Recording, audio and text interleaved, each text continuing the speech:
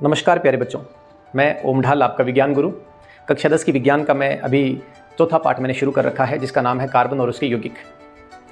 2 video इसके बन चुके हैं। हमने कार्बन के गुणों को पढ़ा, कार्बन के अपरूपों को पढ़ा। आज हम लोग पढ़ने वाले हैं कि कार्बन इतने ज़्यादा यौगिक क्यों बनाता है। ये क्वेश्चन खूब एग्जाम में तो नहीं आता, मैं ऐसे तो नहीं कहूँगा कि बहुत फ्रिक्वेंट आता है, लेकिन ये बेस है, ये नींव है। अगर आपको ये समझ में नहीं आया हुआ है तो आप बहुत सारी चीज़ें समझ नहीं पाओगे। तो शुरू करें, कार्बन इतने यौगिक क्यों बनाता है।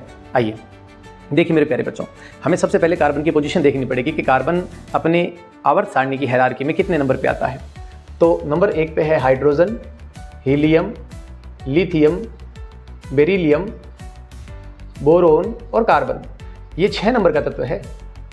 6 नंबर का मतलब है इसमें 6 प्रोटॉन है और 6 प्रोटॉन पॉजिटिव चार्ज है। उन 6 प्रोटॉनों को उदासीन करने के लिए, उसको बैलेंस करने के लिए 6 इलेक्ट्रॉन है इसमें। और वो जो 6 इलेक्ट्रॉन है उसमें से पहली कक्षा में 2 इलेक्ट्रॉन भरते हैं, दूसरी कक्षा में 4 इलेक्ट्रॉन भरते हैं। ये इसकी इलेक्ट्रॉनिक विन्यास है, 2 और 4। अब यहाँ पर इसकी दूसरी कक्षा में अभी खाली 4 है। इसको अपना अष्टक पूरा करने के लिए, अष्टक का नियम कहता है कि 8 इलेक्ट्रॉन अगर हैं तो वो ज़्यादा स्थायी है। तो अपना अष्टक पूरा करने के लिए कितने इलेक्ट्रॉन और चाहिए, इसको रिक्वायरमेंट है 4 इलेक्ट्रॉन और की। इसको अगर 4 इलेक्ट्रॉन मिल जाते हैं तो ये राजी राजी स्टेबल हो जाएगा। पर ये आपको भी पता है कि 1 इलेक्ट्रॉन त्यागा जा सकता है, 2 इलेक्ट्रॉन त्यागा जा सकता है, 3 इलेक्ट्रॉन भी त्यागा जा सकता है, पर 4-4 इलेक्ट्रॉन त्यागना ठीक नहीं है। 7 इलेक्ट्रॉन वाले को मिल जाता है, 8 वाले को मिलने की आवश्यकता नहीं है। लेकिन प्रॉब्लम कहाँ है, अब ये ना तो लेने लायक है ना देने लायक है। ये ना गरीब है ना ये अमीर है, ये मध्यम वर्गीय है। और मध्यम वर्गीय आदमी क्या करता है, किस्तें करता है। तो ये भी क्या करता है, ये किस्तों के अंदर बॉन्ड बना लेता है। आदेश को दिए। मूलतः ये लेन देन नहीं करता, यह साझा करता है। कार्बन क्या करता है, साझेदारी करता है। अब साझेदारी को मैं आपको एक उदाहरण देकर समझाऊंगा। पहले आप इधर देखिए, मान लीजिए ये कार्बन का एक एटम है और इसकी बाह्यतम कक्षा में ये 4 इलेक्ट्रॉन पड़े हुए हैं। अगर इसके पास कोई हाइड्रोजन आए और अपने जैसे 4 हाइड्रोजन लेकर आए तो ये देखते देखते वो हाइड्रोजन भी अपने इलेक्ट्रॉन इसके साथ साझा कर लेंगे और हमारा ये एटम बन जाएगा। ये साझे के इलेक्ट्रॉन है, ये दोनों के हक में आते हैं। साझे के इलेक्ट्रॉन किसके होते हैं, दोनों के होते हैं। वो अकेले कार्बन के भी नहीं, वो हाइड्रोजन के भी उतने ही जितने कार्बन के हैं। तो इस हाइड्रोजन के कितने हैं, 2 इलेक्ट्रॉन हैं और इस कार्बन के कितने, 8 इलेक्ट्रॉन हैं। यानी कि कार्बन ने अपने 4 इलेक्ट्रॉन साझे में डाले हैं और 4 हाइड्रोजन ने अपने 4 इलेक्ट्रॉन भी साझे में डाले हैं। इस प्रकार से भाई जी पार्टनरशिप हो गई है। अगर मान लीजिए किसी कारण से हाइड्रोजन नहीं होता तो यहाँ पर क्लोरीन हो जाता। अगर कोई और यौगिक आ जाता तो भी ये नया यौगिक बन जाता। ले बताओ, एक हाइड्रोजन जैसे ही हटा है, पहले ये मेथेन था, जैसे ही एक क्लोरीन आया है ये क्लोरोमेथेन बन गया है। अगर मान लीजिए एक और हाइड्रोजन की जगह एक क्लोरीन और जुड़ जाता, मान लीजिए 2 हाइड्रोजन होते, 2 क्लोरीन होते, तो ये डाइक्लोरोमेथेन बन जाता भाई। और अगर मान लो कि एक हाइड्रोजन और नहीं होकर के यहाँ पर और क्लोरीन बढ़ जाता तो ये ट्राइक्लोरोमेथेन बन जाता, क्लोरोफॉर्म, जिसको डॉक्टर बेहोशी करने के लिए काम में लिया करते थे। अब आपके सामने मैंने जीवित उदाहरण दे दिया। मेथेन से शुरू किया था, मेथेन है ना, डाइक्लोरोमेथेन, ट्राइक्लोरोमेथेन, और अगर चारों ही आप हटा दो तो ये बन जाता है कार्बन टेट्राक्लोराइड। अब बाकी तत्वों को जहां 4 यौगिक बनाने में बरसों लग जाएंगे, इस भाई साहब को बड़ा आसान है। हाइड्रोजन की जगह क्लोरीन जुड़ता रहे, ब्रोमीन जुड़ता रहे, फ्लोरीन जुड़ता रहे, ये किसी से भी बॉन्ड बनाने को तैयार है। तो यौगिक बनाएगा कि क्यों नहीं बनाएगा। अब मैं एक उदाहरण देता हूं आपको। देखिए मान लीजिए मुझे कोई गाड़ी खरीदनी है, 50 लाख उस गाड़ी की कीमत है, मेरे पास पूरे 50 लाख है। परंतु अगर मैं एक गाड़ी खरीदूंगा तो मैं पूरे 50 लाख रुपए दे दूंगा और मैं एक गाड़ी का मालिक बनूंगा। इसकी बजाय क्या करूंगा, मैं 2 आदमी ढूंढता हूं जो 25-25 लाख रुपए मुझे पार्टनरशिप में पैसे दे दे। तो इस आदमी ने मुझे 25 लाख दिए, मैंने अपने 25 इसमें डाले, वो गाड़ी आ गई। इसने 25 दिए, मैंने अपने 25 डाले। इस प्रकार मेरे बिजनेस के अंदर 2 गाड़ियां आ गई। हाँ, मालिक वो भी उतना ही है, मालिक मैं भी उतना ही हूं, पर दुनिया के लिए मेरे पास 2 गाड़ियां हैं। समझ में आ रहा है आपको। पार्टनरशिप के अंदर हमेशा दोनों का अधिकार होता है।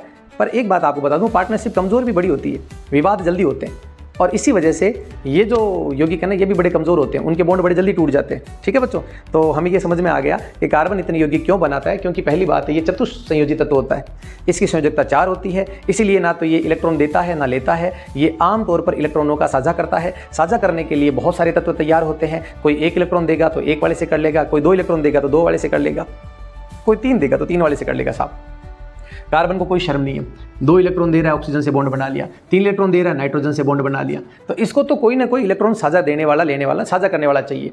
इस प्रकार हमें इसका जवाब मिल गया। अब आइए देखिए, कार्बन का एक गुण और होता है जिसे कहते हैं श्रृंखला बनाने का गुण। कैसा गुण, श्रृंखला, कैटेनेशन। श्रृंखला कैसे बनती है, देखिए प्यारे बच्चों इधर गौर करना। जैसे मान लीजिए कि ये एक कार्बन है और उसका यौगिक बना हुआ है, इसी प्रकार पड़ोस में भी कोई कार्बन का एक यौगिक है, मतलब जो बर्तन है उसके अंदर तो मीथेन गैस बहुत सारी होगी। तो यदि मान लीजिए कि ऑक्सीजन का संपर्क होता है और ये 2 हाइड्रोजन इस ऑक्सीजन के साथ में निकल करके जल बना लेते हैं, तो इस तरीके से यहाँ पर वैकेंट हो गया, इनके 2 हाइड्रोजन निकल गए हैं और यहाँ पर मेरे प्यारे बच्चों इस जगह क्या हुआ है, कार्बन का ये इलेक्ट्रॉन फ्री है, इसका ये इलेक्ट्रॉन फ्री है। समझ आया क्या? तो जिस तरीके से अब इस कार्बन का ये इलेक्ट्रॉन फ्री, इस कार्बन का इलेक्ट्रॉन फ्री, फ्री इलेक्ट्रॉन हमेशा समस्या पैदा करता है। फ्री इलेक्ट्रॉन हमेशा क्या करता है, समस्या पैदा करता है। तो ये दोनों आपस में बॉन्ड बना लेते हैं। तो पहले ये एक कार्बन का यौगिक था, अब ये 2 कार्बन वाला यौगिक बन गया है। इसी प्रकार अगर इसको आगे भी मौका मिले किसी कार्बन से जुड़ने का, तो फिर ये और भी आगे हाइड्रोजन त्यागते रहते हैं और कार्बन आपस में बॉन्ड बनाते रहते हैं। अनगिनत समझते हो?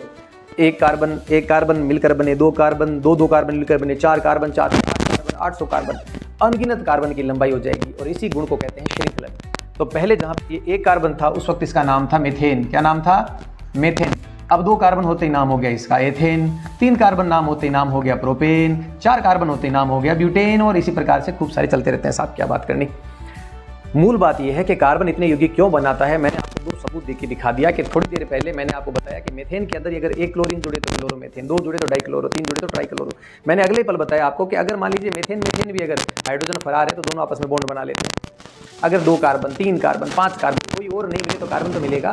इस प्रकार कार्बन अपनी लंबी लंबी चेन बनाते रहते हैं, तो कार्बन की यौगिक श्रृंखला बनाते हैं। आशा करता हूँ समझ में आ रहा है। अब तीसरा है कार्बन संतृप्त और असंतृप्त यौगिक भी बनाते हैं, इसकी वजह से भी इतने यौगिक बनाते हैं। अब ये क्या बना है, संतृप्त और असंतृप्त, ये क्या बना है? आओ देखते हैं कि संतृप्त यौगिक और असंतृप्त यौगिक ये क्या है। देखो मेरे प्यारे बच्चों, इधर ध्यान देना भाई। ये पता है कि ये जो कार्बन है, इस कार्बन में 4 बॉन्ड होते हैं। अगर इसी कार्बन को अपने पड़ोस के अंदर इसी प्रकार का कोई यौगिक, मान लीजिए मीथेन के 2 अणु हैं और ऑक्सीजन के संपर्क में आने पर ये 2 हाइड्रोजन यहाँ से निकल जाते हैं, तो ये आपस में बॉन्ड बना लेते हैं। तो पहले ये मीथेन था, ये भी मीथेन था, पर अब ये एथेन बन गया। बनाया नहीं? बन गया। यहाँ तक समझ में आया? लेकिन अगर और ऑक्सीजन का संपर्क मिले तो ये 2 हाइड्रोजन और निकल जाएंगे जल के रूप में। ये हाइड्रोजन भी फरा, ये हाइड्रोजन भी फरा। ठीक है, चलो। तो मेरे प्यारे बच्चों, ऐसे केस के अंदर इसके पास ये इलेक्ट्रॉन और ज़्यादा फ्री हो गए। अब मुक्त इलेक्ट्रॉन हमेशा अस्थायी तो देते हैं। हर यौगिक अपने आप को स्थायी बनाना चाहता है, अपनी ऊर्जा को कम रखना चाहता है। मुक्त इलेक्ट्रॉन क्या करते हैं, जंप करते हैं, वो अपनी ऊर्जा को जो वो अनस्टेबल कर देता है पूरे यौगिक को। तो ये दोनों इलेक्ट्रॉन आपस में फिर बॉन्ड बना लेगा। ये देखो, तो इस प्रकार से यहाँ पर डबल बॉन्ड बनते हैं और इसे ही कहते हैं असंतृप्त यौगिक। क्या कहते हैं? असंतृप्त यौगिक, अनसैचुरेटेड। सैचुरेटेड का मतलब होता है ऐसा कार्बन जिसमें सारे एकल बंध हो। दोबारा ध्यान दीजिए, संतृप्त का मतलब है सभी बंध एकल हो। सभी बंध क्या हो? एकल हो। सभी बंध एकल बंध हो। और असंतृप्त का मतलब द्विबंध भी हो सकता है और त्रिबंध भी हो सकता है। वो सभी असंतृप्त होंगे। क्या त्रिबंध भी होते हैं? बिल्कुल होते हैं। अगर मान लीजिए ये 2 कार्बन के बीच में 3 इलेक्ट्रॉन फ्री है तो ये त्रिबंध बनाएंगे। क्या दिक्कत है बच्चों? एक कार्बन अधिकतम 4 बंध बना सकता है।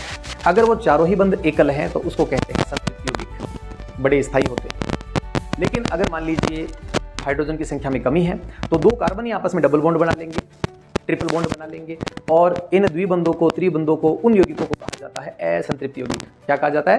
असंतृप्त। हालांकि ये भी स्थायी है पर उतने नहीं जितने कि संतृप्त यौगिक स्थायी होते हैं। ठीक है बच्चों, तो आज ये वीडियो में इतना ही कर रहा हूँ। मोटा मोटी मैंने आपको 3 चीज़ें समझाई है। ये चतुसंयोजी होते हैं, ये श्रृंखला बनाते हैं और ये संतृप्त और असंतृप्त यौगिक बनाते हैं। बाकी के लिए अगले वीडियो में।